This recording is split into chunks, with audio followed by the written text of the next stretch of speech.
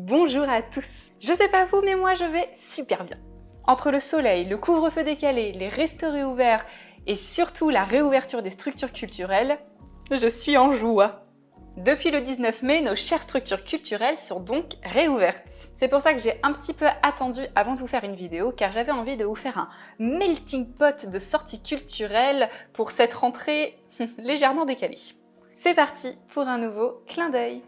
Du coup, depuis le 19 mai, j'ai pu faire 4 sorties culturelles. Et pour la première fois, je vous parlerai autant de celles qui m'ont plu que de celles qui m'ont moins plu. Nous avons donc au programme 2 films, une expo et un concert. Et ouais, improbable, même moi je réalise pas. Commençons d'abord par un des films.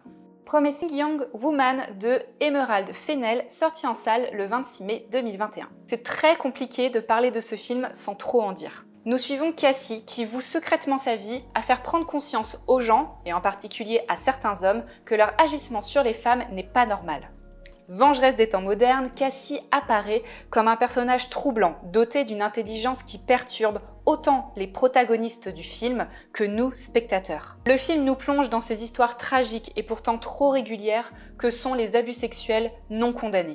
J'ai adoré ce film. Pour moi, il rentre immédiatement dans la catégorie des films nécessaires. Passons à l'expo maintenant. Nature morte de Anne Imhoff au Palais de Tokyo. Le Palais de Tokyo, j'en ai déjà parlé, c'est mon lieu phare en ce qui concerne l'art contemporain. Son gigantesque espace permet d'accueillir des œuvres surprenantes et monumentales. C'est d'abord pour ces raisons que je souhaitais découvrir cette exposition dédiée aux œuvres de Anne Imhoff. En effet, le Palais de Tokyo semblait être investi par de gigantesques œuvres. Ce qui est le cas.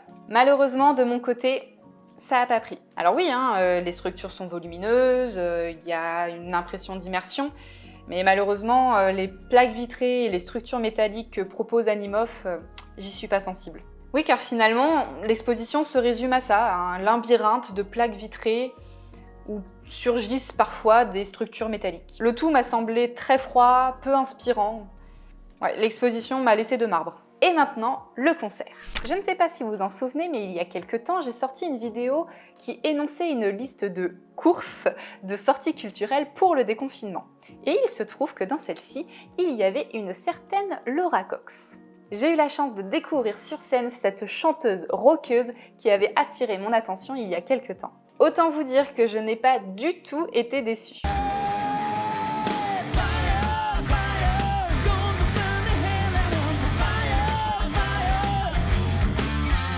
Du rock, du vrai qui fait bouger. Et en parlant de ça, avec les protocoles sanitaires qui sont encore en vigueur, le concert était assis et avec ce genre de musique, c'était tellement frustrant.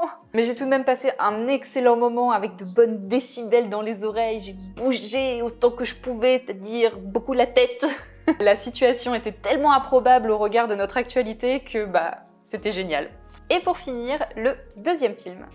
Envole-moi de Christophe Baratier, sorti en salle le 19 mai 2021. Je pense que je n'aurai pas le même avis que beaucoup sur ce film, car c'est vrai que sur le papier on ne peut que adhérer, c'est d'ailleurs pour ça que j'y suis allée. Thomas, jeune homme qui ne pense qu'à faire la fête, se voit poser un ultimatum par son père qui est chirurgien.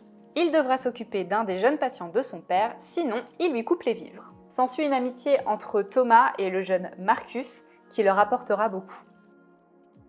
Malheureusement pour moi, derrière ce speech accrocheur se cache une histoire simpliste et un jeu d'acteur qui laisse à désirer. Mais ce qui m'a le plus gêné, c'est la morale de l'histoire. Finalement, pour s'occuper de Marcus, Thomas ne fait que lui acheter des choses, lui payer des sorties, etc. Donc Marcus retrouve la joie de vivre grâce à l'argent. J'avoue que ce constat m'a laissé un peu dubitative. Et voilà notre petit melting pot fini. J'espère qu'il vous aura plu et qu'il vous aura donné envie de faire le plein de culture. Moi je vous dis à bientôt pour un prochain clin d'œil.